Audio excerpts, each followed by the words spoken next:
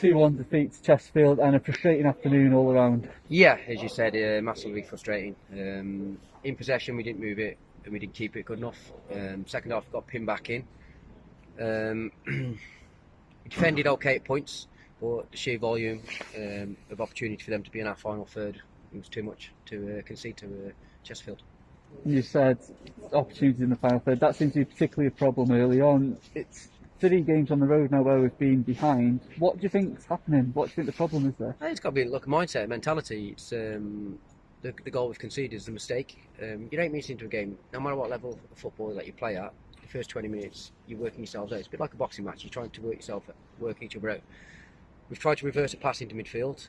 It's not on, it's been intercepted, and then so there's one mistake, and there's a mistake at the back post. 2 decisions need to be better.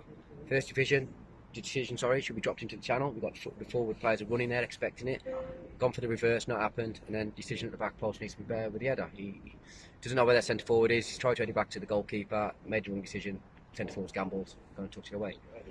For 5-10 minutes after that, we struggled. They got on top of us, and then the few times we actually made a pass and got through them, we earned ourselves a penalty, took the opportunity, and then we grew a little bit in confidence and got a great area down the far side, 2v1, got jobs down the side, and then the ball into the box wasn't good enough. JP stood in the middle of the 6-yard box waiting for it. You're saying that penalty, it came from almost the first time. I'd usually gotten lots of balls into him. That was the first time he'd really got his pass away, and it showed what can happen when it all comes together. Yeah, there was little bits. It showed okay, but it wasn't enough. It was nowhere near enough. It wasn't consistent enough on what we want to do. And we wasn't good enough in possession. We broke a few times. We got into decent areas. There wasn't secondary movements. There was one move, and then just stayed that. We got a little bit too flat. 2 minute flat of the front four. We look across the line. Everyone stood in between. But you got to play off opposite. If one goes wrong, we have to come short. We didn't recognise that today. Was that the reason for bringing Devontae Redmond in so early on in that second half? Yeah, just look. They kept flicking between the 2 shapes. It was very contrasting on what we tried to do and what they tried to do. The bodies in the middle of the park.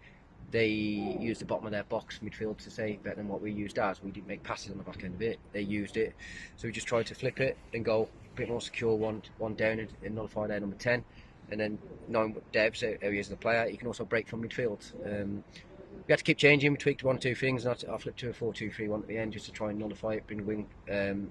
Defensively, we had two banks of 4 without possession, and then in possession, we had an opportunity to go and break and push their wing backs completely back and get them sides of their back three. Did you end up regretting that change? The fact the goal came so soon afterwards from what looked like a simple ball first? No, not at all. Because again, if you look at it, it's a turnover of the ball. We've got decent possession in the middle of the park. The 10 that we spoke about that plays in there, he's tried to do something in the middle of the park, but he should have just retained it. There was a pass on to him, and we've lost a turnover. It's just a little bit of complacency, maybe a little bit fatigue, tired towards the end. There's a split pass inside, just gone straight through the middle of us when he should be on the inside, blocking the passing line, and players on the outside. But he's got caught.